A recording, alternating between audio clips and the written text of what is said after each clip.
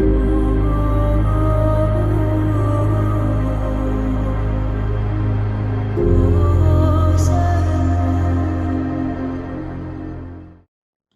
question has come up about a topic called Brilliant Sanity.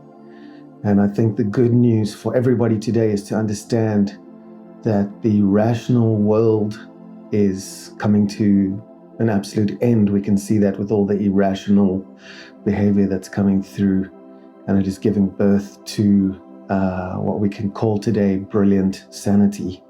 The world is changing and transforming, and so are you. And both of these things are happening at the same time. So there is much resistance from people who are sleeping, but they seem to be blissfully unaware that there's any change going on at all, and the world rationally is in chaos and disorder and getting worse. But there's a bright light at the end of the tunnel. If we just look contemplatively today at our world and all the transformations we have gone through historically, we'll be able to see that there's something quite marvelous going on here. So contemplative psychotherapy and Buddhist psychology teach us a concept which they call brilliant sanity. In Christianity, we call it soul or the Holy Spirit. It is much higher in form than any rational thinking or intellectual pursuit, in my opinion. And the good news is how brilliant sanity is changing, or should I say transforming, the world from the inside out.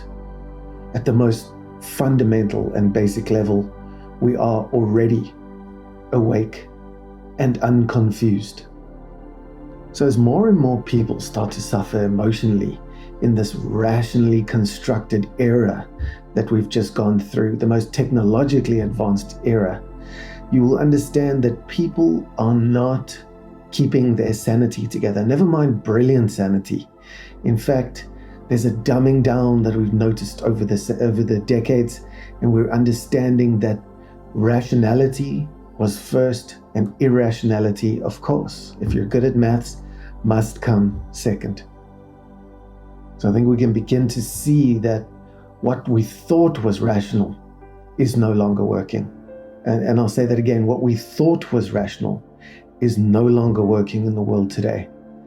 Our politicians, big corporates, and even our religious institutions have been acting more and more irrational as the decades have passed. All you need to do is turn the television on to see if that's true or not. So today we're emerging out of a rational era. We are awakening to something new and different, something wonderful, new and necessary, if you ask me. I think this rational era that we've come through has given us more technological advancement than ever.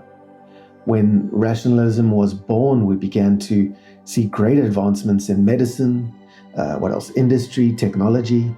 But then, of course, war, politics, religion, and education all took drastic turns to inform and educate us all to be rational human beings, and we felt we had it worked out.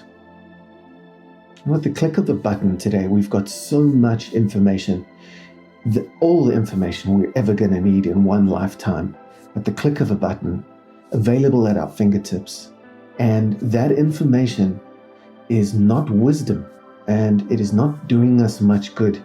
And to see how that works, we can just go back a little bit. We butchered thy neighbor if he dressed differently, or even looked or spoke or worshipped God differently.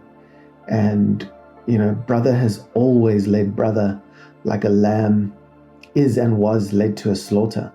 And we rationally ignored loving thy neighbor or turning the other cheek. In fact, we ignored most of what Christ taught us, and even believed everyone else in the world was irrational.